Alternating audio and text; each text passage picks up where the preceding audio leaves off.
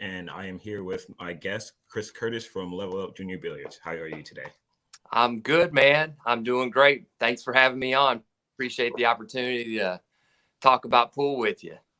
Of course, we're glad to have you here and look to have you again. So, we're going to start out with a brief, like, introduction of yourself. Uh, we want to know what inspired you with your initial interest in billiards and or collegiate level sports. Yeah, so that's a really good question. This might take more than maybe a minute or two, but I just turned 50 this year, so I've been at this for a long time. My first experience with playing pool was I had a childhood friend that lived one neighborhood over, and he had a basement. In his basement, he had a pool table, and so when we would go over there, he always wanted to play. And I never really wanted to play because, he was so much better than I was. I remember, the feeling of just not even having a clue where, the object ball is going, much less the cue ball. It just didn't seem like a fun game. But through that process, I began to play a little bit more, excuse me. And then eventually, one of my good friends, um, he was actually my best friend, lived across the street from me. He moved over to a neighborhood. It was a couple neighborhoods over. It was a brand new home, beautiful home, had a walkout basement, and he had a small apartment down there. And his parents put a 9-foot Steepledon table in there. And I would say that's probably where my pool journey really officially began. And that was, playing and competing and, trying to get better. Back then there wasn't YouTube, and, there wasn't a lot of instructors walking around, and it was literally like kind of learn as you go, which is what a lot of people do anyway. And that's not necessarily a bad thing. So I played pool really kind of throughout high school. Played at a place called Billiards Plus down in Cynthiana, Kentucky. Real small town. Probably many of your guests probably won't even know where that is. A couple things that Cynthiana is famous for is one, they make all the Post-it notes for the world in Cynthiana, Kentucky. So I know Post-it notes are a little bit kind of old school, but they're very handy. Those are all made by 3M, who is based out of Cynthiana. So just a little tidbit. Actually, and the creator of The Walking Dead is from Cynthiana, Kentucky. So I'm sure maybe people have heard of Rob Kirkman. He's a little younger than I am. But anyway, so back to pool. I played through high school and went to enroll at the University of Kentucky in the spring of '93. I was graduated in '92, but I went to basic training in Fort Leonard Wood, Missouri. We're having another interesting pool story later if you want to hear it. But anyway, so I didn't enroll into college until the spring of '93, is my freshman year. And just as luck would have it, my roommate didn't show up. So I had a room to myself. I was kind of bored. And so I decided to go down to the student center and enroll, actually sign up for a pool tournament. It was just an 8-ball tournament. I think it was a small race, maybe like 3-2, something like that. And I ended up placing third in it, which was kind of cool because, I really wasn't trying to, win. I was just trying to pass time. And, I always loved to play pool. So I'm walking out, put my cues to get back in my case. And this guy walks up and he's like, "Hey man," he's like, "Congratulations, you qualified to go with us to the University of Tennessee to play against some other schools." And so I thought it was like some kind of a joke. I was like, "What? Really? I didn't even know that was on the line." But anyway, so I got to go and represent the University of Kentucky and played at the pool room at the University of Tennessee in Knoxville. I remember there being, I think, 4 or 5 schools there. I want to say that Virginia was there. There were schools that were kind of like in this area of the country.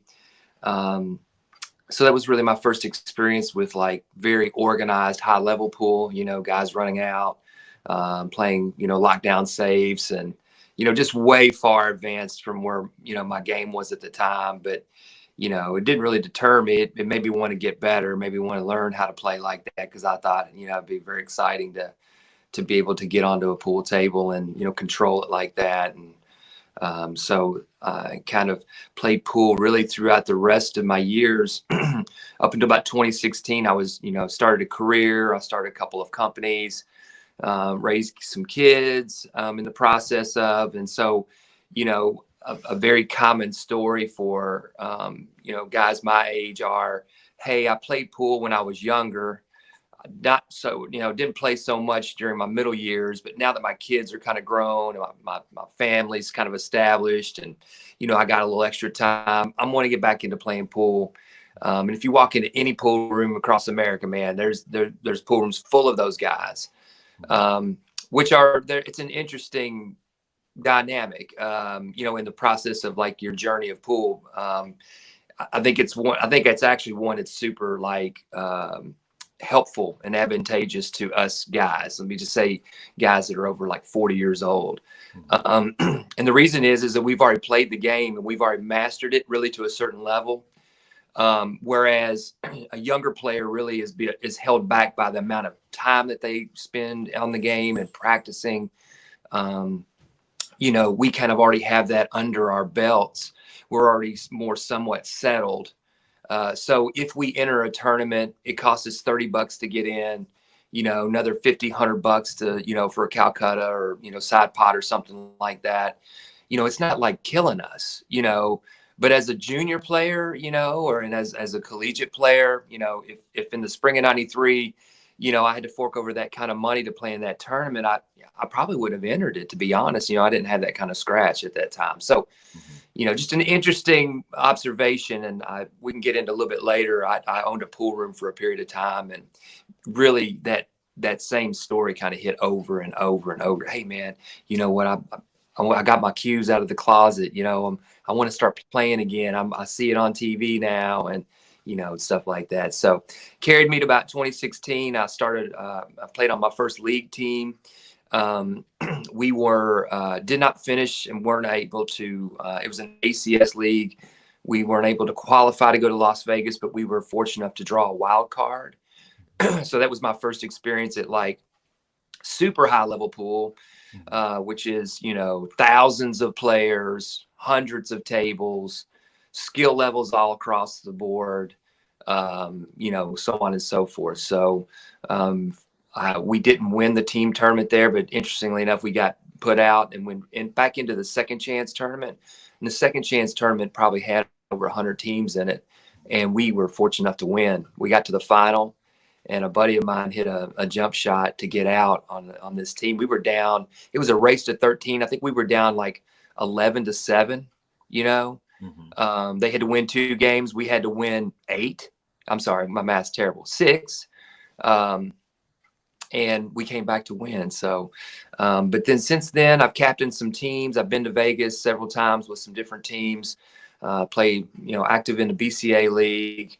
Played USAPL for a couple of years. Took a team to Las Vegas through that organization.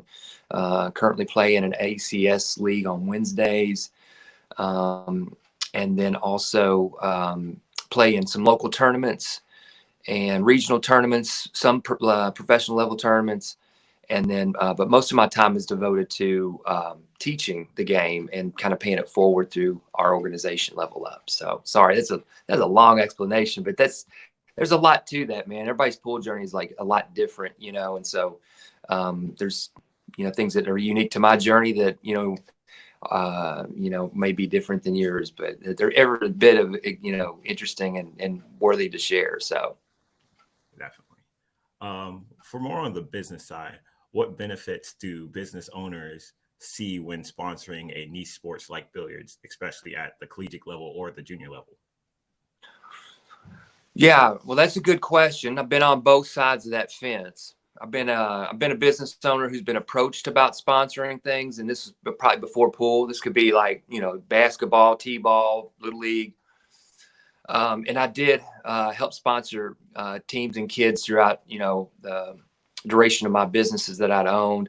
And I was on the pool room side of it, where we got more in tune with, you know, trying to help players and sponsor them in some way. Sometimes we sponsor them by just to provide them shirts and T-shirts and jerseys to play in. Sometimes we were able to give them a little extra money to get in tournaments and things. And now on this side of it, where I feel like I'm just an advocate. I really don't want to use the word agent because it carries such a formal term. But an agent, for you, take for instance you, Jalen, your agent would be out there shopping you, right? He would be out there pushing you and saying, hey, you need to look at my guy. My guy's snapped off 2 collegiate tournaments. He's putting this big league together. He's doing this great thing, this great service. This is the kind of kid that we need to have, sponsored by you. So I do that part of it now. So I've really kind of been on all the different levels. And I'm, of course, doing what I do, I'm sponsored as well. So my biggest thing, and this is just business 101, is any business that would want to sponsor, they want to help, right? I mean, it starts with that. If you don't have that, it really, nothing else matters. So that's solely their purposes. I want to help Jalen May, right? But not a single one of them, maybe they wouldn't tell you this, but to be honest, they want to see something in return for that. I look at sponsorships like a relationship. I don't even like the word sponsorship, to be honest with you. It just carries a certain tone to it that, it's obviously helpful. But I believe that there's a better way to do it. So I just like to say a relationship. And just with any relationship, there's give and take, and there's you win, I win, you win. And it just has to be that way. Because there is a considerable amount of money that juniors do need, and young players like yourself need to be able to, really grow in the game. So it would come down to me on the business side of it is how many people could see my business. You know what I mean? If I looked at your social media page, could I say, this young man is a hustler. This young man's posting 2-3 times a day. He's sharing 2 or 3 different contents from different pages that he follows. I feel like, if I just follow Jalen, he can direct me in the right things that I'm interested in, pool, so on and so forth. And then how much could that come back to help me? And take, for instance, so one thing that we just did we just implemented this in the past, like say 6 weeks of Level Up. And that is, could we create some interesting content by the nature of us being at some of the biggest junior tournaments in the country? And could we showcase, these young and amazing talents in a way that would maybe help them to get seen? Because it's a whole nother job, and this, and really anybody else knows this. If you were a kid and you were, number one, have to be top dog in your classwork, right? I mean, it's like a non-starter for any of our kids in our program. You have to be accomplishing in school, and you have to be not necessarily excelling, but you need to be competent and doing what you need to be doing in school to keep moving forward. But if we, thought about things like that, well, then you can look at how can we sponsor kids better? And then it revolves around, so this idea that we started taking these clips, and one of them reached like 75,000 views. There's another one that reached like 60,000 views. There's another one you can get on our page and look at them. For what we covered just in the Louisville event, we had probably 152,000 views. Wow. That's good, right? I mean, I think it is. I mean, I'm not like super tech savvy and things of that nature, but it just makes me think like that's that many times that person was looked at. You know what I'm saying? And just from a like a helping standpoint, that's 152,000 more times that you get seen. You see what I'm saying? If you're on that video and we're showcasing you, then we say, okay, Mr. Business Owner, what if we could put you in and you could be seen 152,000 times, you know, like that's good. That's what you want. That's helpful. So we are, beginning this initiative, as of this week, I mean, ongoing right now to where we want to try to find partners, to help us. And it all is like it's like an it takes a village type of mentality. If we are able to be helped through the efforts that we do, we can in turn help the efforts that young people are aspiring to do, and it kind of feeds itself. It's like a self type of, it never ends. So that's basically what I would say is, if you can present to a potential sponsor. And here's one other point I'd like to make too, just for all your guests and people that watch, is, when we think of sponsorships, I'm not gonna use that word anymore. It's a 4-letter word in my vocabulary. When we establish these relationships, I think of like, you gravitate toward the big ones, right? The ones that you see every day. If it's like Nike, or if it's like Q-Tech, or if it's like, Under Armour, these big companies. And of course, some people are fortunate enough to have those sponsors. But that's like climbing Mount Everest in one step. You know what I'm saying? It just doesn't go work like that, right? So reach out to, like, people that have supported us, and I don't mind to share with you who they are, because they've been very, very generous to us. People like Michelle Griffin Mattingly, who is a realtor in Louisville, and we've had 2 Junior American Series stops in Louisville. She helped sponsor our last event that we did there with the Junior American Series, which was a chip tournament. Set up like this hospitality station with all these like candy and cupcakes and like stuff to power you and keep you going, throughout the day. And Billy Mussman here in Georgetown, Kentucky, she's a realtor, a builder. She's helped us tremendously. Rail Billiards in Louisville. I mean, there are some really good, like, local, and I think that's my point I'm trying to make is, think local, like, people that like are in car sales. Car sales are national. You can sell a car right now in Florida and buy one and get it shipped to you. It's no longer like, oh, well, that's, this dealership's just in my town. That dealership has the potential to sell cars everywhere. And I was in the car business before I started this, so I'm speaking from experience. Realtors, attorneys. I mean, local people that you just know that can help you get on your journey started. And then as you grow, I mean, hey, you really want people to stay with you. You want, just like you don't ever want to invest time into a relationship in hopes that it doesn't work out. I mean, who does that? That's dumb. When you invest your time into something, you want to get a return on it. So if you are if these people, these small guys are helping you, if they're getting a return, man, they're with you for the long haul. They're with you until you get to the top. And that's, they understand that it's not dumb. It's smart business. And they get to write it off. And I mean, there's all kinds of love on that side of it, to help. So they're out there. Pool rooms, instructors like to sponsor kids because, the kids may not be able to have a means to get to a tournament to be able to showcase what they're learning. So, a lot of times instructors step in the gap and they'll help. So there's a ton of ways to make that happen. So on the local side, how important is it, or how beneficial rather, is it for the community to have like the JAS events and Collegiate Q events? How important is it to have these things in various locations to really boost morale for not only the community but the players?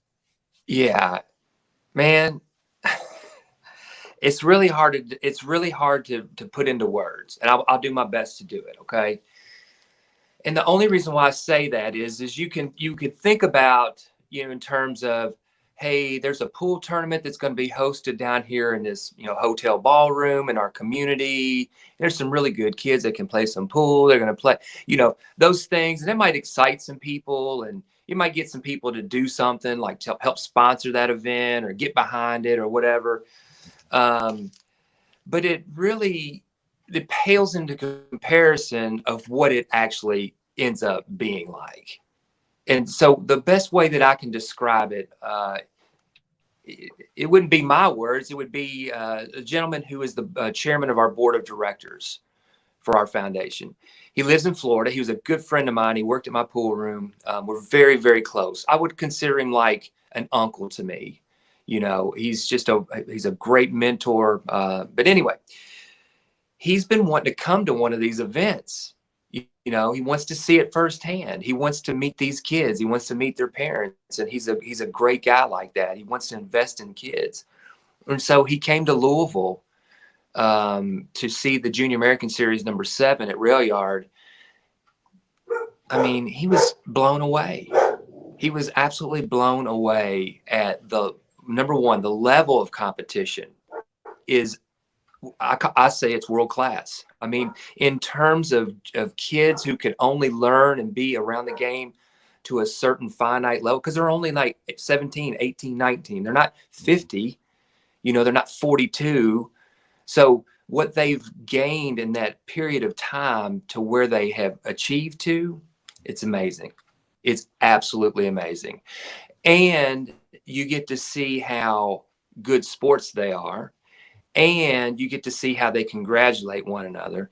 And you get to see how they don't bicker and complain about, you know, some kind of like, you know, foul or whatever. And you've got people who support your kid after the match. They go over to the other kid and pat them on the back and congratulate them for playing well. I can go on and on. The respectfulness, professionalism, you know, all of these qualities, like you see it comes out. And so what that would mean for some like community, oh my gosh. I mean, it would be profound. If they gave away tickets to kids to come and watch an event like that, it would explode. Every single town that would happen in, it would explode, because pool is at such a boiling over point. Like, it's been kind of simmering for a while, really, since I've been back into pool. But at this point in time, for kids who are out there aspiring to get covered and sponsored by the big dog companies and billiards, man, I mean, it's happening right now. So it's there for kids to aspire to, you know. And it's not like, you know, if I say, man, I'd like to be like Tiger Woods, well, you know, that would come at a cost. That would come at some sort of level of commitment that, you know, to get to that level, you couldn't do it by the time you were 19 years old. You just couldn't. The beautiful thing about pool is that, well, we have one young man on our Level Up program that's playing in the WNT events. He's going to Hanoi. He played in Pennsylvania. He beat pros. He played in the U.S. Open, and I'm talking about Landon Hollingsworth. He literally is at a world-class level, can make every shot necessary to win a rack. He has them all. And what he doesn't have, which is an asset for people who've been playing the game longer, is they just have a little bit more seasoning about them, just a little bit. It's not like Landon doesn't know the right shot to take, and this guy does. They know the right shots to take. The only difference is the courage to take that shot and to make it happen in that one instant that could cause you to lose, you know, being on the hill with, you know, like Fedor Gorst or somebody. So that's real talk. And that would be, I know it's a long story to get back to, you know, working together and getting events into local communities. And just in Paris, Kentucky, where we teach at an after school academy on every Wednesday. I mean, it makes a difference. It makes a difference in the community. These are kids that, well, 2 of them are at risk. and what I would consider to, the game of pool can help them grow, instead of whatever the other consequences are. So I know that there's another JAS tournament coming up, and for my experience, I'm going up there to witness how everything is run. Get to play a couple players. Now I know you saw I called out a player recently, so Yes, I'm yes. very intrigued to see how that is translated from the events that we host as Collegiate Qs versus how the junior level is hosted. But I want to see how consistent our transition would be from those younger players who are now transitioning into the college life or the real world life, as we say, trying to understand what they need to do and what steps they need to take to better help their end goal, not just in pool but in life in general. What do you think is the most valued thing that each player coming out of that junior level transitioning into college in general, not just into collegiate Qs? Because I know if I was a player in high school playing and I wanted to go to college, I think collegiate Qs would be the best way to stick into pool because now you have a Yeah. community, knowing that community. But for those who don't know about it, what would be like, what would be the best advice you would give them to say, okay, hey, you need to not only focus on pool, but focus on your future in life? Yeah. So just me personally, talking about our program, one of the things that we really try to focus on, is we focus on 10 codes. Those codes kind of, guide you in a way that give you the best opportunity to grow. Like you can stick seeds in the ground, a couple of pumpkin seeds, and I mean, if you don't get enough rain on it, or you plant it in the shade or something, I mean, there's factors that keep that. That doesn't mean it's going to grow. You know what I mean? That the best of intentions, fall short. So you have to have, what I call the ingredients, and so our codes are basically our ingredients.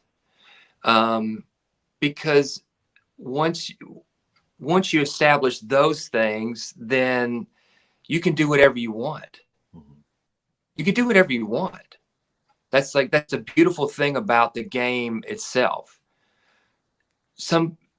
Okay, I'll give you a perfect example. So one gentleman that contributes to our app was the youngest junior player to ever cash in the Derby City 9-ball.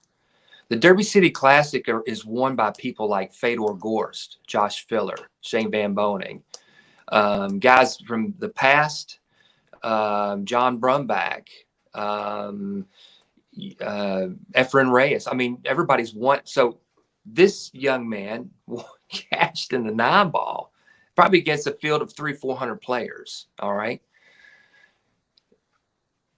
He went to Lindenwood University, which is synonymous with collegiate pool. It was a bona fide program that Mark Wilson headed up.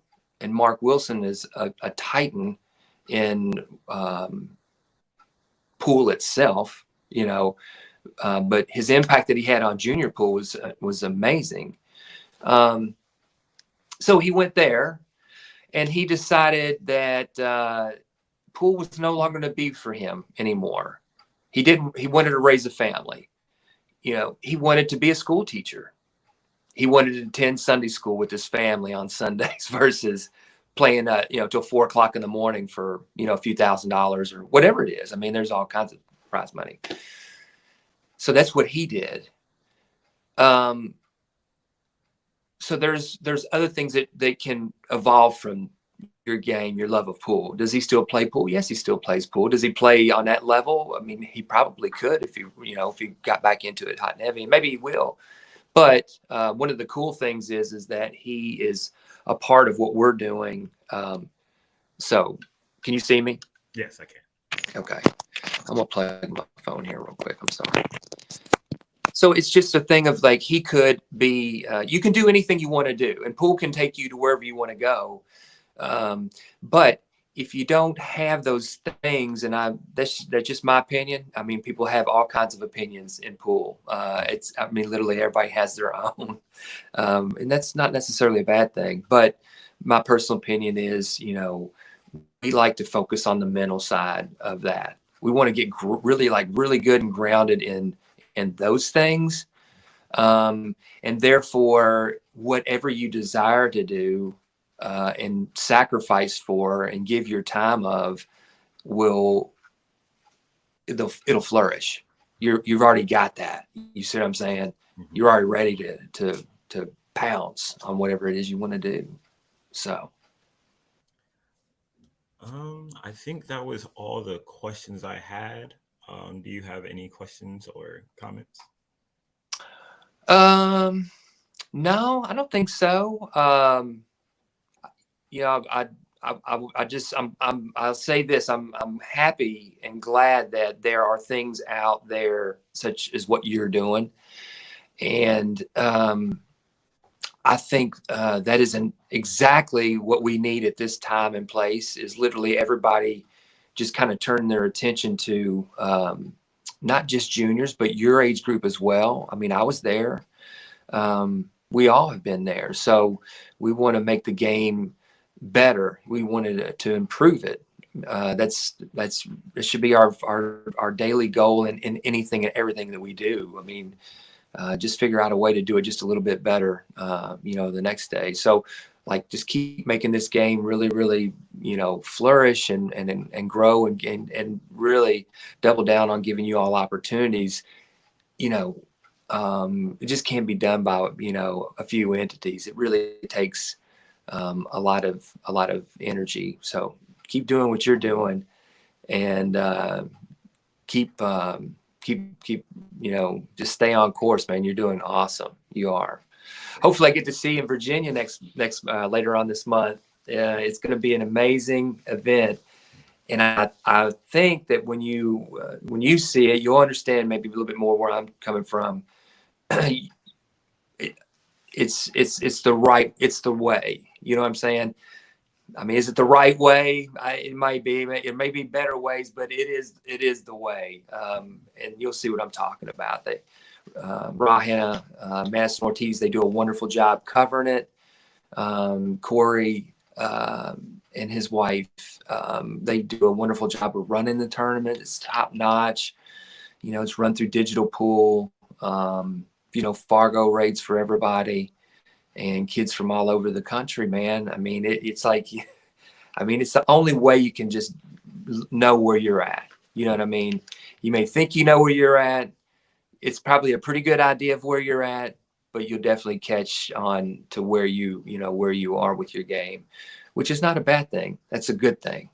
That gives you direction. So anyway, thanks for having me on, man. I really appreciate it. Maybe if you need anything at all, you just where to come to. Okay. Of course. Thank you. Thank you All for right. joining us. All right. Thanks, everybody. And everybody else to tune in till tomorrow. We will have another podcast with a former ACY champion, I believe, for 3 times. So that'll be interesting. And this weekend, we have our first Collegiate Qs tournament for this semester. So you can tune into that. And I hope everybody has a good day.